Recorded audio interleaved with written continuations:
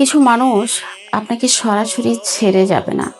সে আপনাকে নিয়ে mind game খেলবে, আপনাকে সময় দেওয়া কমিয়ে দেবে, আপনার সাথে খারাপ ব্যবহার করবে, ছোট ছোট বিষয়ে বিরক্ত বোধ করবে এবং এমন আচরণ করবে, এমন আপনার কোনো গুরুত্বই যেন তার জীবনে নেই।